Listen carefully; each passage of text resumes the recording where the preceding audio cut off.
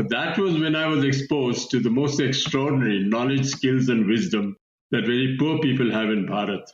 And as a result of that, I thought I'd start a barefoot college only for the poor. When you go to village in the least developed countries around the world, what will you see? You will only see old women and young boys and girls because the men have left looking for a job in a city. So who do you have left in the village who can be trained? Choose an illiterate woman between 35 and 45 who's grounded in the village, who doesn't go out, who hasn't been through any school and college, and train them to be solar engineers. They come as grandmothers and go back like tigers. So will electrify the village in front of every community. And they are in total awe and total scared by these solar mamas. Because now they are change agents, they are global leaders, they are mentors. Welcome to Mindful Businesses, presented by Sarani, and I'm your host, Vidya Iyer. In our podcast, we bring to you organizations that are mindful in their practices and processes. A mindful organization employs sustainable social, economic, and environmental practices. Today, it is our privilege and honor to have with us Mr. Bankar Roy, founder of the Barefoot College Tilonia, a community-based grassroots organization. He joins us from Tillonia, Rajasthan. Welcome, Mr. Roy. Thank you, Vidya. To give and to serve are very powerful and meaningful actions in a person's life. Often people want to give to make themselves feel better and maybe even feel superior. But even as we give, it must be done thoughtfully and keeping in mind the receiver. You founded the Barefoot College exactly 50 years ago. What was the basic philosophy behind starting the Barefoot College? When I was in college, I dreamt about starting just a college like that, but I was inspired by John F. Kennedy, who said, "Some men see things as they are and ask why. I dream of things that never were and ask why not." Awesome. I left college in 1967, a very prestigious institution called the St. Stephen's College in Delhi University. I got my master's in English, and then I decided on the 1st of November 1967 to be an unskilled laborer digging wells in Rajasthan, in the middle of the deserts of Rajasthan, to find water. So how did you pick Rajasthan? Like, you are from Delhi? Could have been anywhere, but the first job I got was with the Catholic Relief Services, which is a US-based organization, and they asked me to dig 500 wells in Rajasthan. I knew nothing about computers, nothing about rock drills, nothing about blasting, but I picked it up on my own because some people around me helped me. So I became a master digger, and I did 500 wells for them. And that's how I met these extraordinary people who helped me out. You went to Doon School, where princes and prime ministers and presidents of India went to school. What did your parents have to say about this? You go to Doon, you go to St. Stephen's, another prestigious institute. And what did your parents think about your plans for your future? My mother went into a coma. She couldn't understand why I was doing this, especially when all the jobs are coming. I was also incidentally the national squash champion for 3 years. So that made a big difference on people wanting to give jobs to me. But then I went to the famine in Bihar, which changed my life. That's where I saw hunger and death and starvation for the first time. That was a side of Bharath which I just hadn't been exposed to. So this was in 1972? No, 1965. Between 1965 and 1967. And I got my first job in 1967, but I went to Bihar in 1965. But I had to finish my education, my master's, and then only I could do what I wanted to do. So you are digging these wells in Rajasthan, which is a beautiful, beautiful state with a lot of palaces and art and crafts and very, very rich culture. But it's primarily a desert land, most of the state. I wasn't looking at the prince and queens of Rajasthan and Maharaja, but I was digging for water. Water was my only focus, how I would go down by rope in a 100-feet well use a jackhammer to drill holes, put in explosives, and come out. And that is what I was doing for 5 years. Just so 500 wells I dug for water, and this was for the Catholic Relief Services. But that was when I was exposed to the most extraordinary knowledge, skills, and wisdom that very poor people have in Bharath. And as a result of that, when I saw this extraordinary knowledge, skill, and village wisdom, I thought I'd start a barefoot college only for the poor. So in 1972, I thought I would start a college with a difference. You are, and your philosophy is in some ways contrarian. Most people go to an area and want to thrust urban, westernized philosophy, education, practices. But when you started Barefoot College, you did exactly the opposite. Yeah, I remember what His Holiness the Dalai Lama told me when he came to Tillonia in 2011, and he saw everything in Tillonia, and he said something very profound.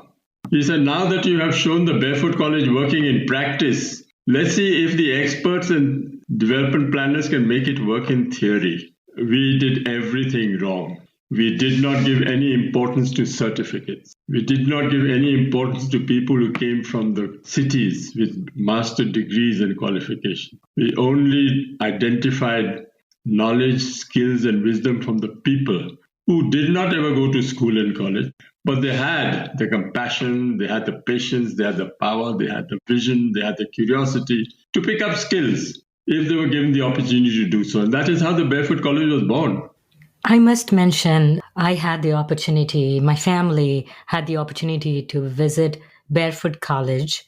It changed our lives. I can say that without exaggeration. We went with our then teenage daughter. What she saw at the Barefoot College changed her vision, her plan, and what she wants to give back to society. And it changed her forever. I'm almost getting goosebumps just thinking about my visit. What are the areas that the Barefoot focuses on? You spoke about water, but we have health, solar power, energy. Most important thing that we must remember in the Barefoot College is that we have adopted and respected the lifestyle and work style of Mahatma Gandhi. There are some non-negotiables of Gandhi: austerity, simplicity, transparency, accountability, working together. These are the underlying beliefs of the Barefoot College when we first started. And if we can inculcate all these into every person who works in the Barefoot College, then you have an organization which is almost a movement in the college. Only after that, when you have really done the grounding and got the basics correct, then we can move into the area of water, area of solar, area of education, area of livelihoods, area of the environment. But these are areas which are in the lifestyle of every person in Bharat. You don't have to teach them.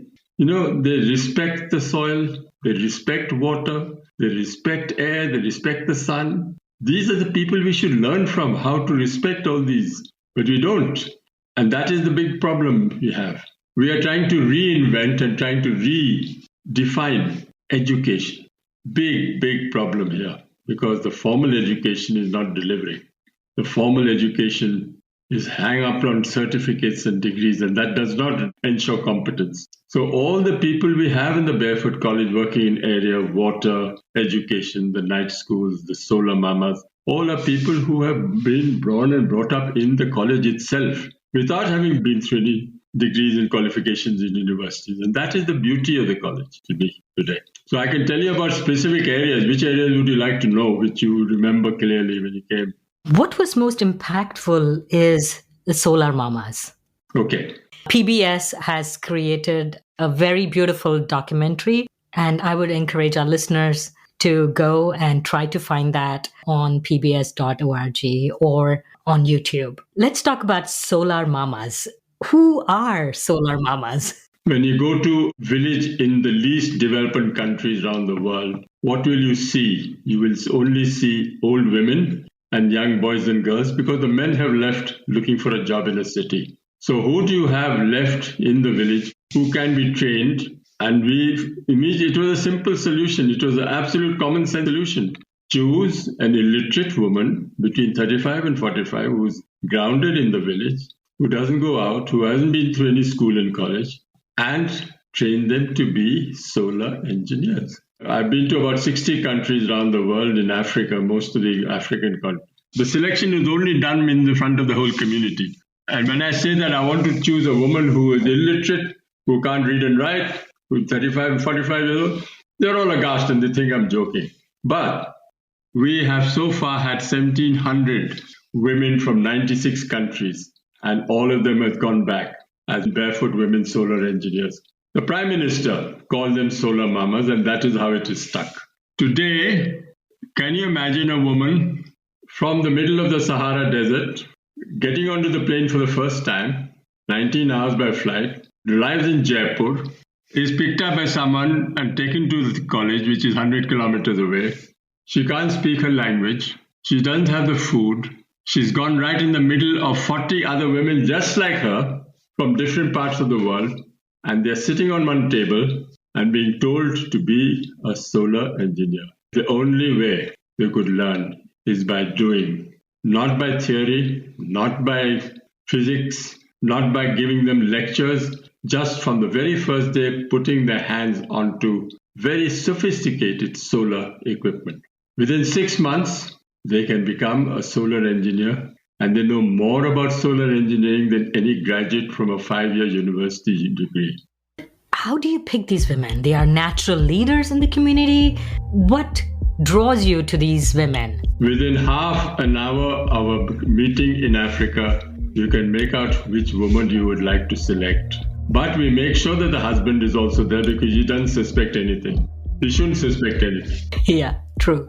So when we choose the woman in front of the whole village, the husband is pressurized to let her go. You know what you look for? Curiosity, guts, someone who can speak out, someone who is not scared of the community, someone who is respected in the community. These are the ones you're look for. And I haven't been wrong ever with these 79 women. And I'm talking about Africa, I'm talking about South America, Central America, talking about Middle East, I'm talking about the Southeast Asia, and I'm talking about the Pacific. Not one of these women have actually not become a solar engineer. It takes 6 months only. Imagine 40 women from different parts of the world all speaking to each other and not understanding a word because someone is speaking Jola, someone speaking Spanish, someone speaking Swahili, someone speaking French. But the body language is great. And within hours, within months, they get to know each other through an amazing set of communications which we couldn't fathom how, but they made the best of friends. Our biggest bill on the first month was mobiles. They were saying, what the hell am I doing here? Why have you sent me here? I can't read and write. I'll be ashamed. So by the time the 6 months is over, everyone says, I want to continue. You have to give me another visa. I said, no, I'm sorry. You have to go back home. There's no other way that you can stay here. So we asked them, what is the best part of your visit in Tillonia for 6 months? Most of them said, it's the first time I don't have to cook for my husband for 6 months. And that's been the best experience of my life. And now he'll appreciate me much more when I go back because now he knows. But they come as grandmothers and go back like tigers. Solar electrify the village in front of every community. And they are in total awe and total scared by these solar mamas. Because now they are change agents, they are global leaders, they are mentors for the young girls and boys. They're a living example of showing you don't have to go to school and college to pick up a particular skill. You can do that without going to a formal school and college.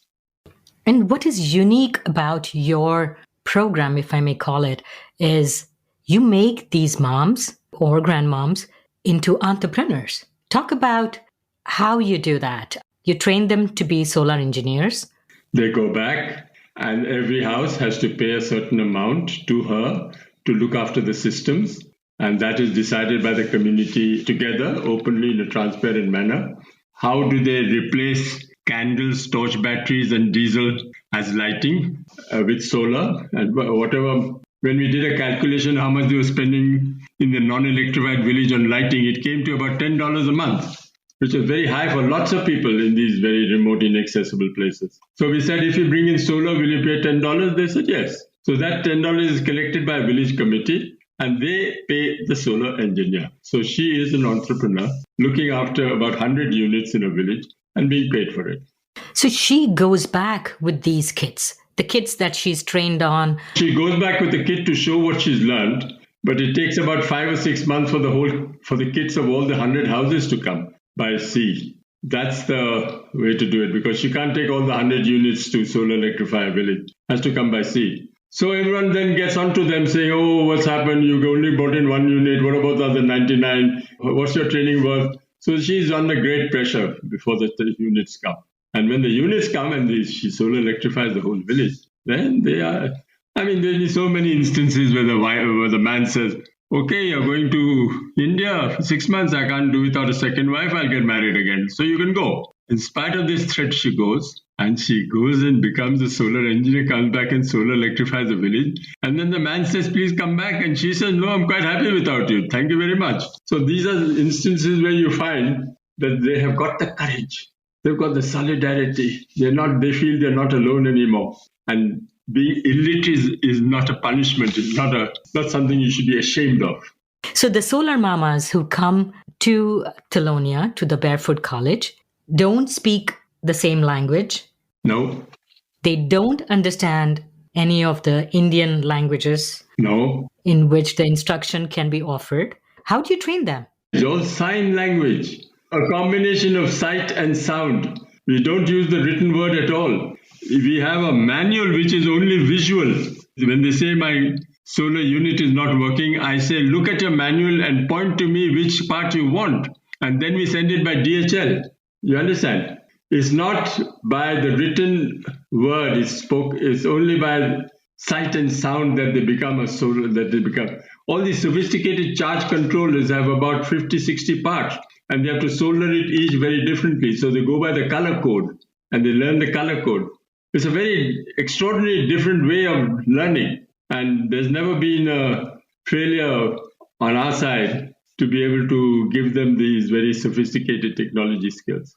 What were the difficulties you faced with, say, the first batch of solar mamas? Homesickness. They are away from their families. They've been pressurized to go. This is the first problem you have. In a strange land, I don't think you and I can do it. We don't have the power, the guts, and the courage to do this. Only they have the courage to do this. I really admire the perseverance and the courage that they show to come so far away from their country, so far away from the village. And their only communication is the mobile. So I make sure that the biggest bill are the mobiles. They all ring up every day. But I think this has given them a sense of solidarity. To see 40 women just like them from other countries of the world, and they are as illiterate as the others, the same age, and then they get that confidence. And once they get that confidence, they are absolute tigers, no question. You are kind of partial to women, and you were against the patriarchy long before it was fashionable. Who made you this way? You were born in 1945, pre-independence India, in a traditional upper middle class or even upper class family with a lot of privilege. How did your thoughts get formed in this way? The best thing I did in 1970 was to marry my wife, Aruna Roy. She's the one who made me what I am today. Because every time I deviated from it, every time I showed my arrogance that usually comes out of a Doon School St. Stephen's background, she would really shut me down and bring me down to earth. So I think she was the one who was more inspirational in my life to bring it, to show how important women is as a change agent. And for 60 years in India, we've never really given a chance to the women to come up, to be equal, to exposed to the same technology skills that men have. And we found that in many cases, the women have shown much more intelligence and much more adaptability to technology than we think. We had a woman who was a street fighter, and she came to me and said, I'm very exhausted. I just can't do anything. I can't keep fighting on the streets. What should I do? I said, you sit on a computer. She said, didn't you know I was illiterate? I said, I knew you were illiterate, but you sit on a computer, take your time. 6 months later, she comes smiling to me and says, I learned my computer. I can make a spreadsheet. I can put all my data onto the computer. All my government programs I put onto the computer. No one can say that I haven't gone digital. And she is illiterate, 65 years old. And she has been such a role model for young people now. She's become a teacher now. She still street fights, but she sits on the computer. All these instances of people who have come from very different castes, different class, all actually being exposed to this technology and taking it so well. Right now, we are training 10 Harijan women, now called Dalits, of course, as solar engineers, taking them off the streets, taking them off cleaning toilets, and we put them into this solar course, and they've taken it up like, hey, it's become such an extraordinary experience, and seeing them change and seeing everyone said, I never thought in my lifetime I'd be sitting like this making a solar lantern. That is for them a great achievement. And the community leaders are coming around and saying that, yes, this is an alternative skill that they must have other than cleaning streets and cleaning toilets. So this has been something which we are going to do on a large scale today. Many communities have no electricity even now, and I think they need to be electrified. So let's move on to some of the other impacts that the Barefoot College has in the community around Tillonia. For instance, I remember seeing a woman who was trained to be a dentist, or a daima, a midwife, who was trained to give medical care. I don't remember exactly, but I do have this vision. We have about 70, 80 traditional midwives who we call dais, and we meet them regularly. We train them how to give healthy deliveries, hygienic deliveries. Instead of using a saw or something like that, use a cauterized blade, something simple, things like that. We give them a kit, and they in fact report to us how many deliveries they've done in the village itself, rather than bring them into a hospital or into a health center. Now, these are extraordinary people. You know, these are the guys who produced most of the members of parliament in India, for God forbid, they're still alive. So we shouldn't be thinking badly of these traditional midwives today. But unfortunately, we are not using them enough, not recognizing them enough. So the Barefoot College is making sure that they are recognized, that they form a group, and they inform us how many deliveries they've made in the village itself. So the health program is now quite active, and these dais, they go on to doing, so one of the dais have become a local politician and stood for elections and won. So we don't discourage that. I think if that's the way they want to go, they go. But the most thrilling part is our education program. We are running night schools at night for children who can't go to school in the morning because they're looking after goats and sheep and fetching water for the parents. And the only time they have is for the evening. So the night schools of Tillonia started in 1975. That idea came to start schools at night for children in 1975, especially in villages where there were no government schools. As a result, today, over 90,000 students have come out of those night schools as of 2022. Most of them, after going to the night schools, go to the day schools, sit for an exam and go into government schools. And as a result of that, they've gone through the night schools, they've gone through Shiksha Niketan, which is a day school of ours, and they've gone beyond. And there are over 1,000 boys and girls who have got jobs in government going through the night schools and through the day schools. All of them have become patwaris, cops, gram sevaks, nurses, security personnel. All of them remember very fondly the days in the Shiksha Niketan. So this has become a sort of a success story. The alumni is about 1,000. They all come back once a year to meet and talk about how grateful they are that the Shiksha Niketan gave them the edge to go a bit forward and do some career. So what I hear is that you value education. When a child does not have access to education, you are willing to bring that to the child or bring the child into Barefoot College to teach it the basic skills, the basic math, English, so that it can go on to the government schools. But you're also saying if you're not educated, you're not literate, that should not be a handicap for your success. Options are open in the Barefoot College to choose. We never say that just because you're uneducated, you're illiterate.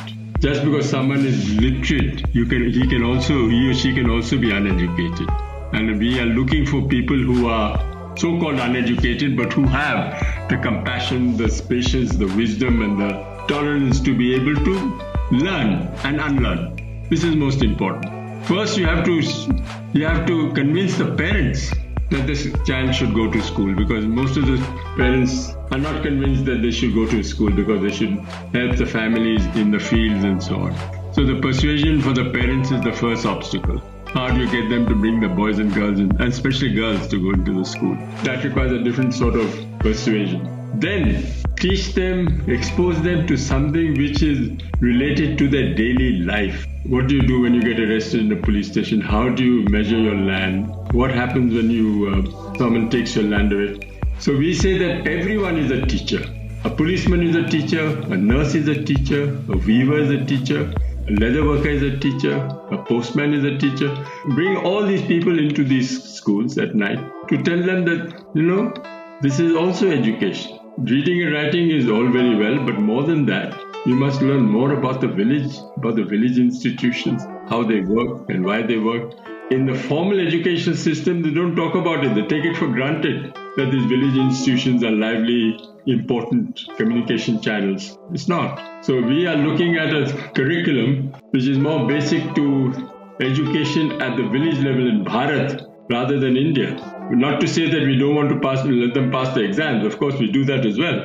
But we also say that you must value what you see and feel in a village, because that's your roots. And don't look down on your roots, as some people are being asked to do. You refer to India as Bharath. Why? I refer to India as the cities and Bharath as the village. It's where the heart and the soul of India is.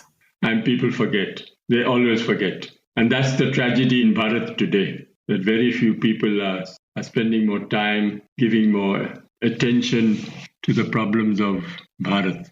So where did you get funding to start it? My first funding came from Tata Trust. And that was because I was the principal of St. Stephen's College, spoke to the head of Tata Trust, the old man, Professor Choksi. He saw me for 5 seconds, said, "You're from St. Stephen's College? Okay, I'll trust you with some money. Here's some money." So I got a princely sum of 20,000 rupees at that time in 1972 to start the college. I told the Tata Trust 50 years later that I've come to you second time after 50 years.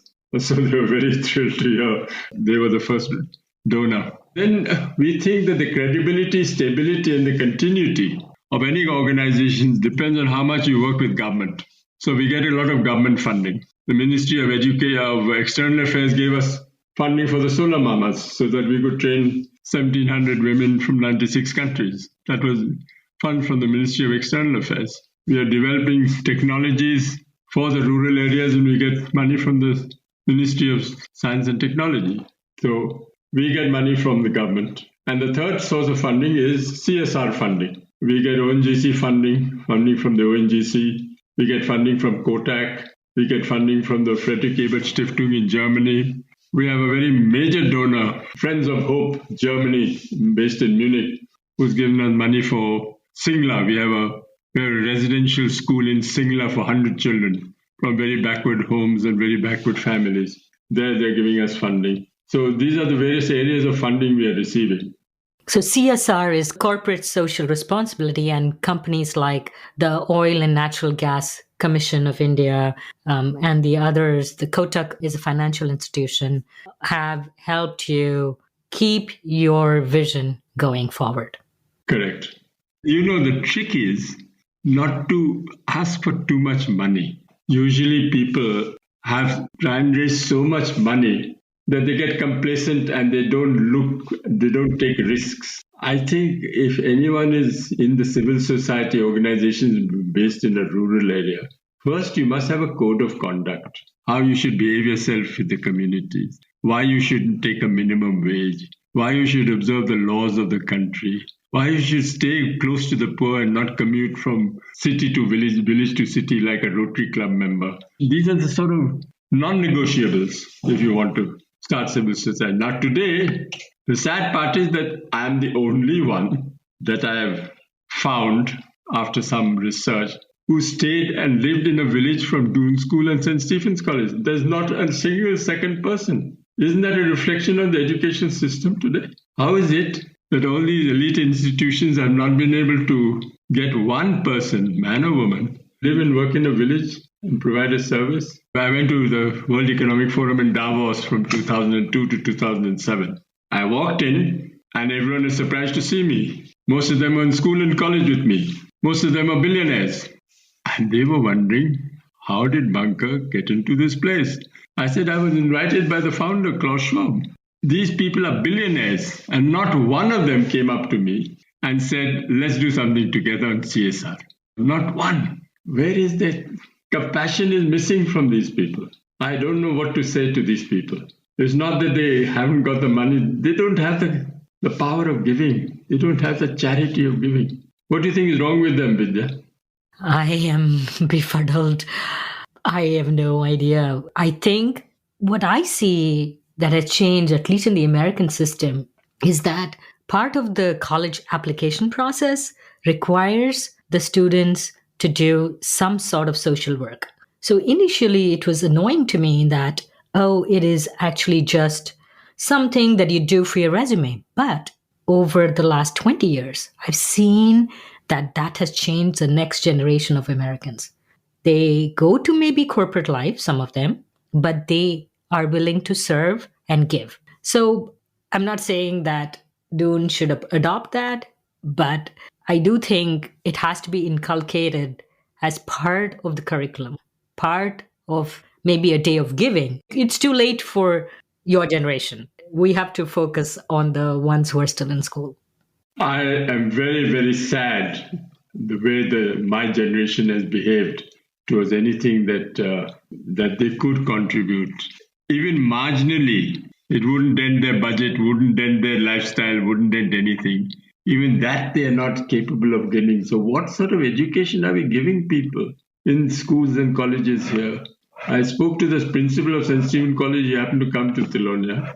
I said, why is it that you only produced one or two of us from your 100 years of existence in that college? Why is everyone going to corporate government services? Why are they all... I mean, I don't want all of them to be like Gandhis, but at least there should be some spirit which is missing.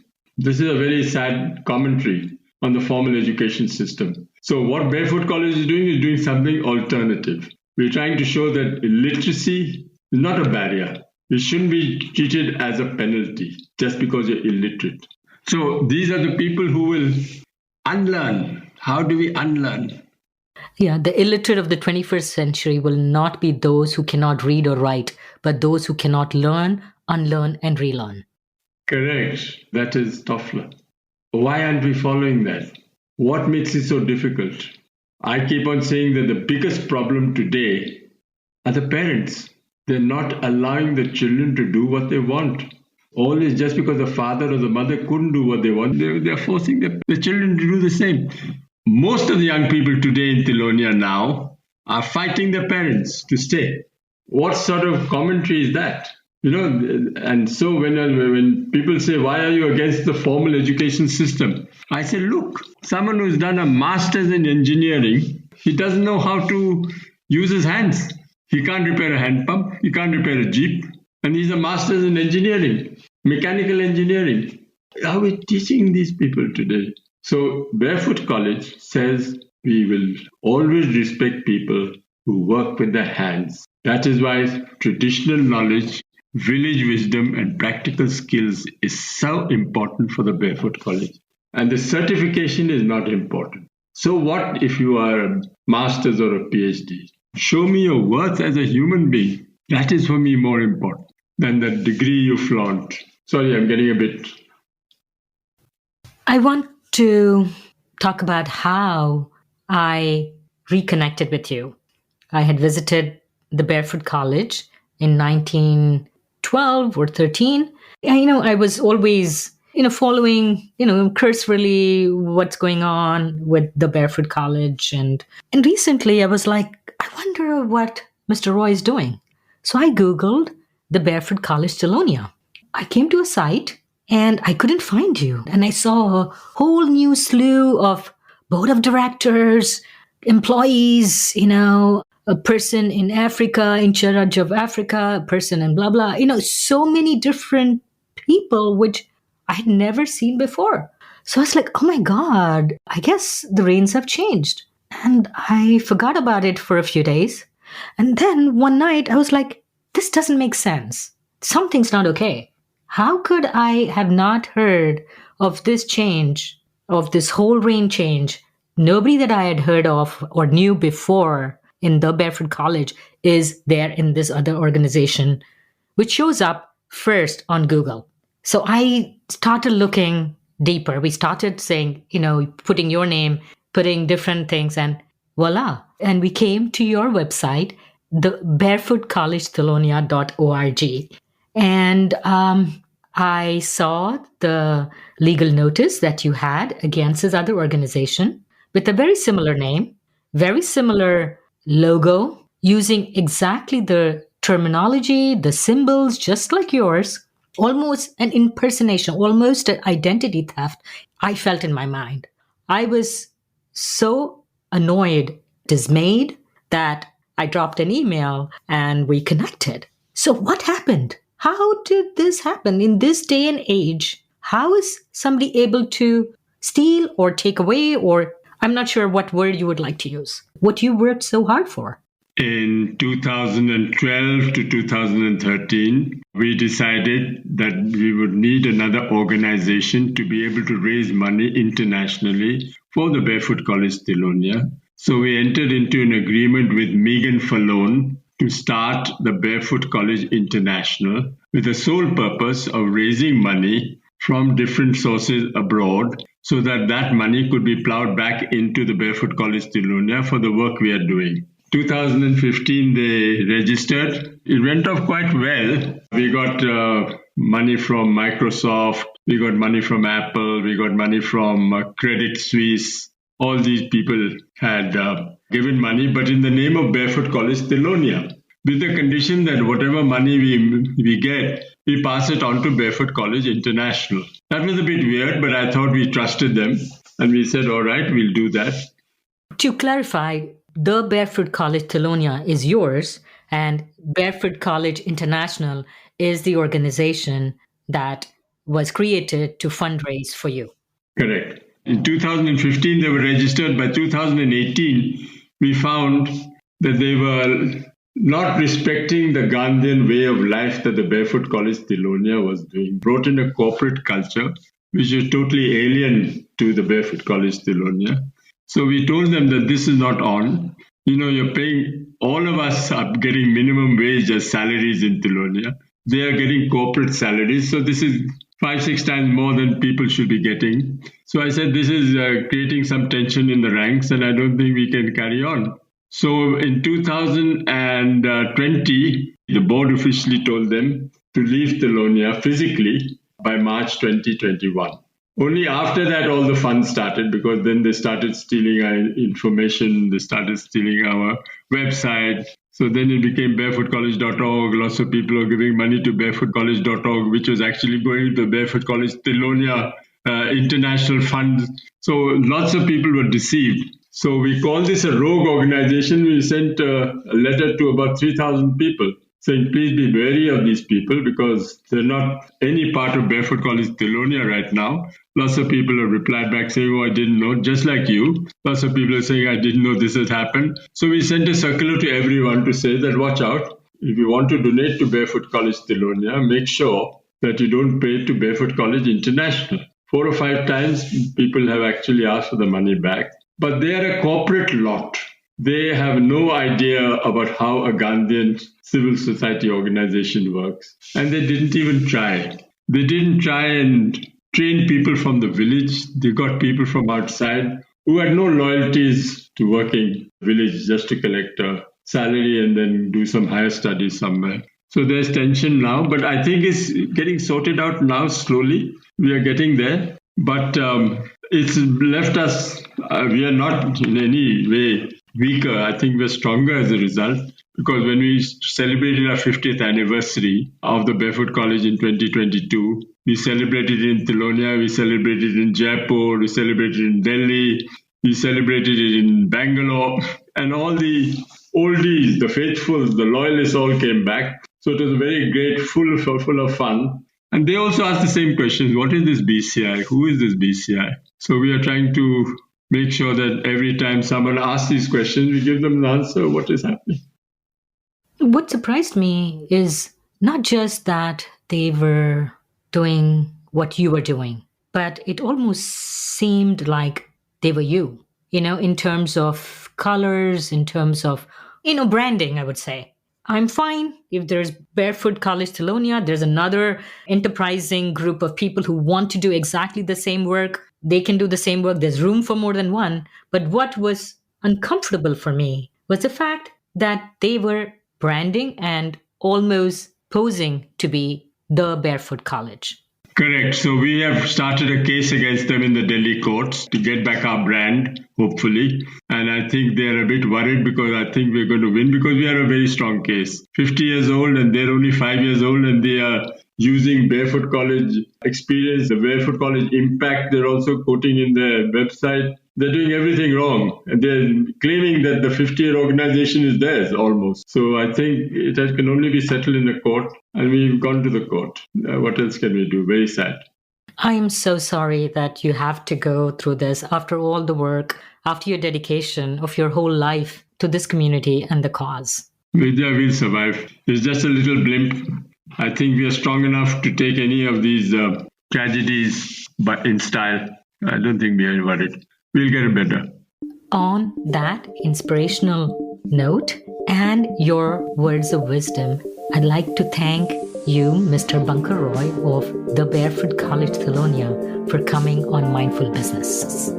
First, they ignore you, then they laugh at you, then they fight you, and then you win. Mahatma Gandhi. Thank you again, sir. Thank you, Vidya. This is Vidya Iyer, producer and host of Mindful Businesses. We'd love to hear from you. Send us an email at info@mindfulbusinessespodcast.com. If you learned a thing or two from this episode, share it with one friend. Mindful Businesses is a 501c3 registered nonprofit and is the source for unbiased, sustainable practices. Our podcast is available on all podcast listening platforms. Please like, share, rate, and subscribe to Mindful Businesses. We recorded this podcast in Buffalo, New York. Theme music was composed by Tatum Gale. Our marketing assistant is Roseanne Kurian. Our advisors are Jim Stone and Anupama Pastrija. This is Vidya Iyer with Mindful Businesses.